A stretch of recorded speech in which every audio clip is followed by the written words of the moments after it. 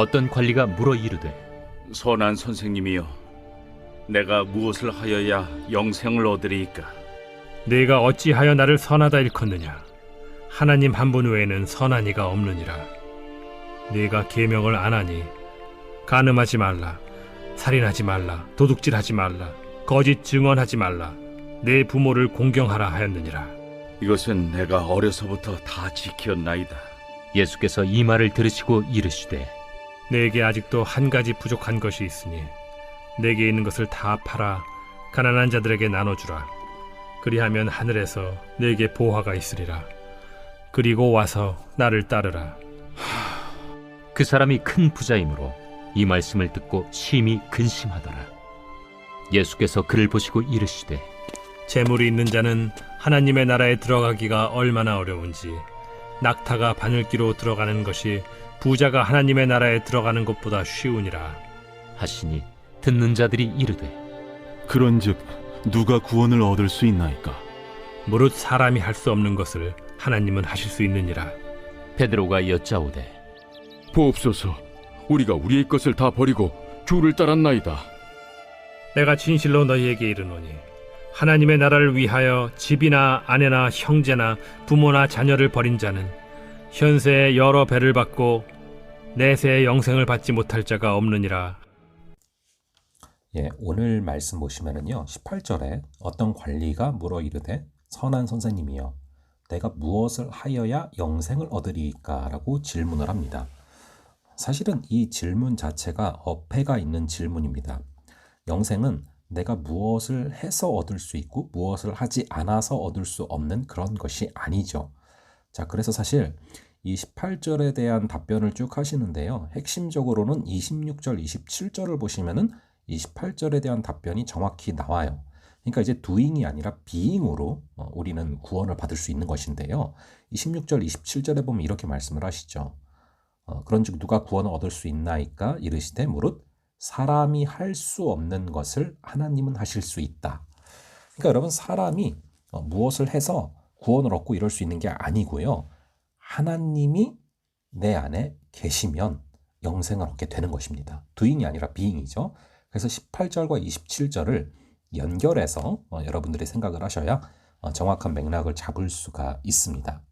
그래서 그런 부분들을 이제 강조하시는데, 사실 마음속에 하나님이 계셔야 되는데 하나님이 있지 않고 다른 게 있을 때 그것이 우리를 구원에서 멀어지게 하는데요.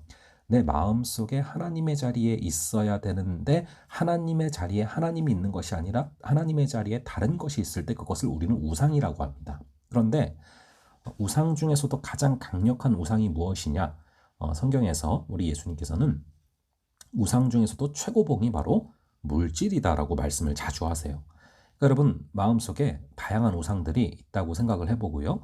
그게 이제 16강부터 쭉 올라간다고 생각을 해봅시다. 여러 가지 우상들이 있는데 16강, 8강, 4강 결승까지 올라가서 결국 끝까지 하나님과 하나님의 자리에서 끝까지 그 왕의 자리를 놓고 정말 우상의 자리로서 대결을 벌이는 것이 바로 이 물질이라는 것입니다. 그만큼 우상 중에서도 가장 강력한 우상이 바로 물질이다라고 예수님께서는 굉장히 자주 말씀을 하시는데요. 그것이 이제 20절, 21절, 22절에 걸쳐서 말씀하시는 부분들이죠.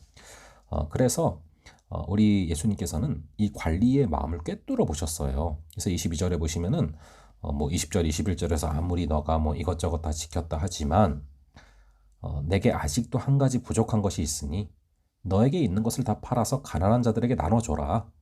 그리하면 하늘에서 너에게 보화가 있으리라. 이 얘기를 하시는 것이죠. 즉, 이 관리의 마음에 그 하나님의 자리에 물질이 있다라는 것을 정확히 아신 것입니다. 그래서 그 물질을 내려놓을 수 있고 그 물질에서 자유할 수 있어야 너가 영생에 이를 수 있다라고 말씀을 하신 것이죠. 자, 그래서 이제 근심에서 떠났다라고 나오지 않습니까? 여러분, 28절과 25절에 보시면은요, 그 이후에 예수님이 이런 말씀을 하십니다. 재물이 있는 자는 하나님의 나라에 들어가기가 얼마나 어려운지 낙타가 바늘기로 들어가는 것이 부자가 하나님의 나라에 들어가는 것보다 쉽다라고 말씀을 하십니다. 여러분, 그럼 이제 우리가 이걸 보면서 그럼 부자는 천국에 못 간다, 뭐 이렇게 해석을 하고 적용할 수 있는 것입니까? 그건 너무 좀 단순한 도식이죠. 여러분, 아브라함도 부자였어요. 근데 믿음의 조상이죠. 자, 그래서 우리는 사실은 뭐 사도 바울도 강조하지만 궁핍에 처할 수도 있어야 되고 풍부에 처할 수도 있어야 됩니다. 그러면은 부자가 하나님의 나라에 들어가는 것보다 쉽다. 낙타가 바늘기로 들어가는 것이. 그럼 이제 부자가 하나님의 나라에 들어가는 게 어렵다는 게 무슨 의미인가?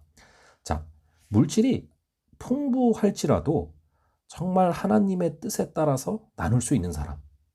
정말 누리기는 누리되 집착하지 않고 언제든 내려놓을 수 있는 사람. 그 물질을 하나님의 뜻을 위해서 쓸 수 있는 사람. 그런 사람들은요. 여기에 속하는 하나님의 나라에 들어가지 못하는 부자가 분명히 아닙니다. 거꾸로요. 궁핍할지라도 물질이 없을지라도 정말 이 물질이 하나님의 자리에 있는 거예요. 그래서 물질을 모으는 것이 나의 삶의 전부의 의미고 하나님보다 이 물질이 더 중요한 사람이라면 궁핍할지라도 하나님의 나라에 들어가기 힘든 그 부자일 수 있다라는 것이죠. 어떤 맥락인지 아시겠습니까? 그래서 우리는 그 마음의 주인의 자리에 있는 물질을 내려놓을 수 있을 때, 그럴 때 여기서 말하는 그런 부자가 안 될 수 있는 거예요. 단순히 풍부하고 궁핍하고를 떠나서 우리의 마음 중심, doing이 아니라 이 being을 보신다라는 것입니다. 자, 그래서 무릇 사람이 할 수 없는 것을 하나님은 하신 것이죠.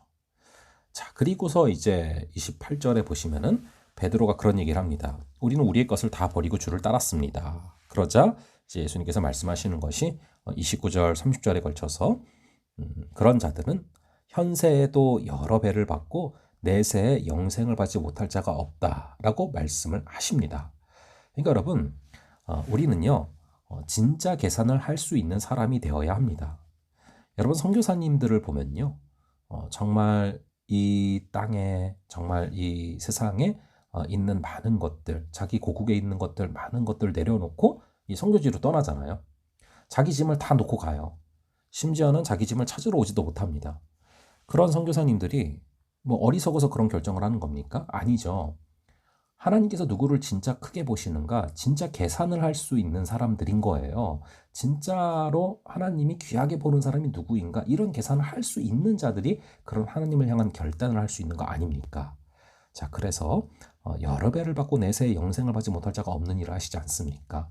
우리 역시도 마음속에 물질이 아니라 하나님을 모시고, 그리고 하나님을 최우선순위로 생각하면서 이 물질을 누리긴 누리되 언제든지 놓을 수 있는 그러한 마음을 가지고 살아갈 수 있는 그런 저와 여러분 되기를 간절히 바랍니다. 그럼 잠시 우리 기도하도록 하겠습니다. 아버지 하나님, 하나님과 재물을 함께 섬길 수 없는데 정말 우리의 마음속에 하나님을 섬기는 것 이상으로 물질을 추구하고, 심지어는 나의 마음속에 하나님이 계셔야 될 자리에 물질이 서 있었던 것을 회개하며 나아갑니다. 아버지 하나님, 마음속에 하나님을 모심으로 말미암아 사람이 할 수 없는 일을 하나님은 하시는 것을 우리가 느끼게 하시고, 주님께서 주시는 그 영생 선물로 받을 수 있는 역사를 허락하여 주시옵소서. 우리가 풍부에도 처하고 궁핍에도 처하되 우리 안의 마음속에 물질이 하나님 되는 것이 아니라 오직 우리 주님만 하나님 되고 우리 주인님이 하나님 되시는 그러한 역사를 날마다 허락하여 주시옵소서. 그리하여서 우리가 정말 하나님을 사랑하고 하나님에게 최우선순위를 두는 그러한 삶을 오늘도 허락하여 주시옵소서. 감사드리고 이 모든 말씀 우리 주 예수 그리스도의 이름으로 기도합니다. 아멘. 예, 그럼 다음번에 또 뵙도록 하겠습니다.